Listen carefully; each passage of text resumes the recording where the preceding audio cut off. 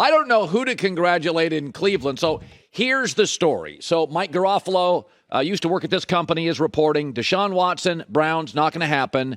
And he says they've told Mayfield's agents at the Combine, hey, Watson was the only guy we were interested in. Now, Mary Kay Cabot, who I've known for 20 years, said, nah, that's not true. Cleveland's still looking. They didn't get Deshaun. They're still looking. Chris Mortensen, who I've known for years, many of you know, great reporter, he reported yesterday what I was told in midseason, which is they're looking for an adult at quarterback. They're out on Mayfield. Now, I was told midseason by an executive who was very close to Andrew Berry. He said he's just exhausted. He just wants a grown-up. So literally what Chris Mortensen reported yesterday, and I had said that on the air. I'm not playing backseat driver here. So we don't know what's going to happen. My guess is they're still looking. Mary Kay Cabot, I think, is on the right side here. They're still looking. In the history of Colin right, Colin wrong, that Chris Mortensen report yesterday validated this is the most Colin right ever. From the very beginning, I said Johnny Manziel is undraftable and not a franchise quarterback. He's a frat boy. Baker Mayfield, I said, he is a franchise quarterback, but he's undraftable to me. Too snarky, too juvenile, wants to be a frat boy, too cool for the room, always got to win arguments. And by the way, I'm not one of these talk show hosts who rips players and I get them on set and I cuddle up to him. I brought Baker Mayfield on the set. Here's a piece of tape. I confronted him on all of this stuff right in front of him. Here it is. When you hear all the stuff, Baker, first thought. When you hear me just blah, blah, blah. That you really don't know me at all. I think you hear the big headlines, which is, what people get paid to do, is write whatever to grab people's attention. Yeah. So there's no digging. There's no actual research to it. Sidelines, grabbing stuff, whizzing footballs. Come on, you're going to be a franchise quarterback. What are you grabbing stuff that? Well, why? I wasn't a franchise quarterback then. I'm hoping to be one in the future, and I can learn from my mistakes and do that. Did teams confront you on this stuff? There were teams that said, what kind of guy are we getting? Are we getting another Johnny, or are we getting a guy that's not going to learn from his mistakes? I mean, you think about it, they're investing a lot of money. Time. Yeah, exactly. And so I was expecting that, but to be able to actually sit down and talk to him, that's what I was waiting for. All right. He's always welcome back on the set. Always welcome. I don't think he's a bad person. I think he's immature. He's 27 years old. Let's hope he's learned from these mistakes. A lot of people mature so slowly. I love Bill Maher. He says this all the time. Not everybody learns stuff at the same time.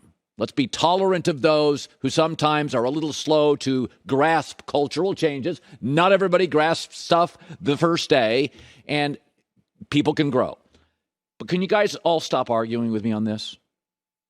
I'm right every time on this. I was right on Jameis Winston. I was right on Jay Cutler. I was right on Cam, although Cam's just so damn gifted, he overcame most of it. I was right on Johnny Manziel, and I'm right on Baker.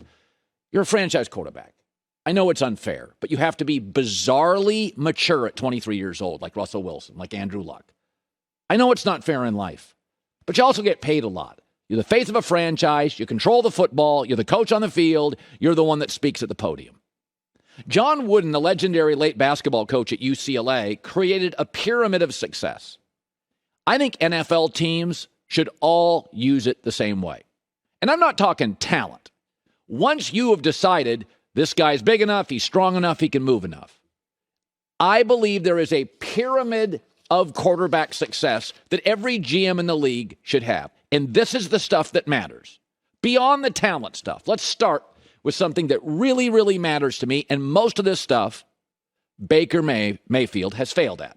And all of this stuff, Justin Herbert is great at. First, a willingness to take one for the team. Eli Manning was legendary at this. They lost, he went right to the New York media. They won, Eli let others talk. Don't always try to be right. Every time you lose, find fault in yourself. That plays hugely in the locker room. Be willing to take one for the team. A second thing that matters in my quarterback pyramid of success, be emotionally disciplined. Would you want a pilot in turbulence who freaked out but was cheering in the cockpit during a landing? Would you want a financial planner? Boom, stock up. selling everything in a bad day. Don't get too high. Don't get too low. I don't mind a fist pump. But I'm kind of looking for a grown-up there.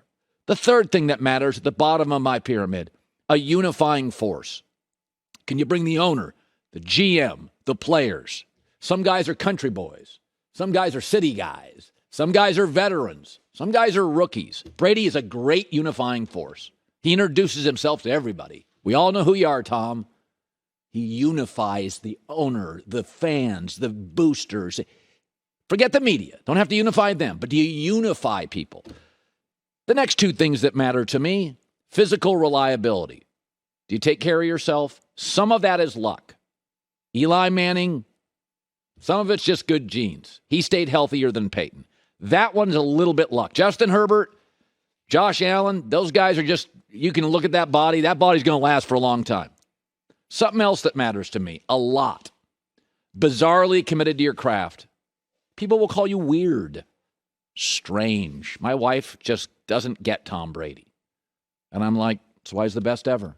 Kobe Bryant, Michael Jordan. You're bizarrely obsessed with your craft. It means a lot to you. You don't have a big, wide social circle outside of football. As Tom Brady said, I could watch film all day. If you got a lot of hobbies, you're not a franchise quarterback. And finally, and this matters a lot, do people like you? Likability. People like Justin Herbert. I have friends all through the Chargers organization. Everybody just likes him. You're the kind of guy, if you're going on a road trip, everybody's like, oh, invite Justin.